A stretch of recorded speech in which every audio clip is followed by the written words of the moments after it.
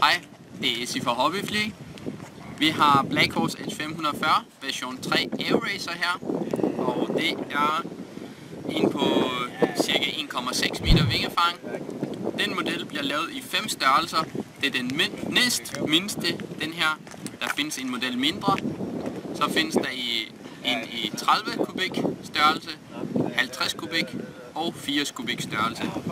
Det er min favoritfly for tiden, fordi den flyver så godt. Den er lavet til brændstof, men vi har lavet den om til el. Det er ganske nemt at lave den om til el. Og vi har en EMP-motor derinde med 5 celler lige på. Så flyet vejer cirka 3 kilo, og vi har en thrust på cirka 5 kilo. Lad os se, hvordan den flyver.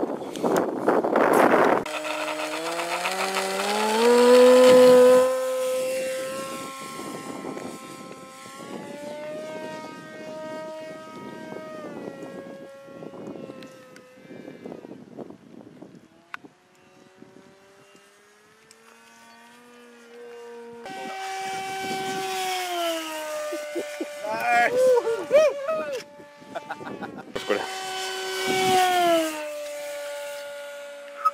Sådan! Ja, den er fandme fed, mand. Ak, hvad fed.